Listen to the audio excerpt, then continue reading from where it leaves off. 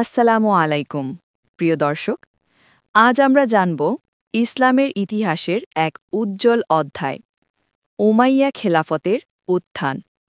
নবী করিম সাল্লাল্লাহু আলাইহি ওয়াসাল্লামের ইন্তেকালের পর খোলাফায়ে রাশেদিন যুগ শেষ হলে ইসলামী শাসনের নতুন অধ্যায় শুরু হয় উমাইয়া রাজবংশের মাধ্যমে। ৬৬১ খ্রিস্টাব্দে হজরত মুয়াবিয়া রাদিয়াল্লাহু আনহু দামেস্কে রাজধানী করে উমাইয়া খেলাফতের ভিত্তি স্থাপন করেন।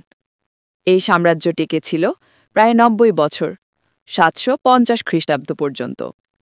উমাইয়া শাসনের সময় ইসলাম ছড়িয়ে পড়ে দূর দূরান্তে, স্পেন, উত্তর আফ্রিকা, ইরান, ভারত, এমনকি চীন পর্যন্ত।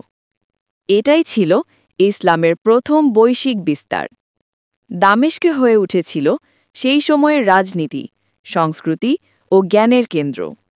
প্রাসাদ, মসজিদ ও রাস্তা নির্মিত হয়েছিল চমৎকার স্থাপত্যশৈলীতে। এই সময়ের সবচেয়ে বিখ্যাত স্থাপনা হল দামেস্কের উমাইয়া মসজিদ, যা আজও ইসলামী স্থাপত্যের অনন্য নিদর্শন। তবে উমাইয়া যুগে কিছু রাজনৈতিক সংঘাতও দেখা দেয়। রাজবংশীয় উত্তরাধিকার নিয়ে মতবিরোধ, শিয়া-সুন্নি বিভাজন, যা পরবর্তীতে ইসলামী ইতিহাসে গভীর প্রভাব ফেলে।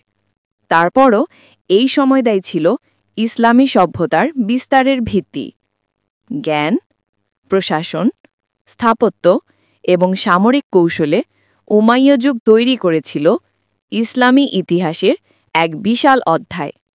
ইতিহাস আমাদেরকে শেখায়, ঐক্য ও জ্ঞান হল সেই শক্তি যা এক জাতিকে বিশ্বের শীর্ষে পৌঁছে দিতে পারে।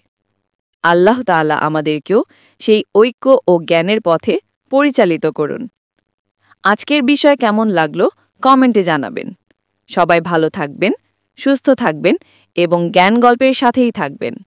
আল্লাহ হাফেজ।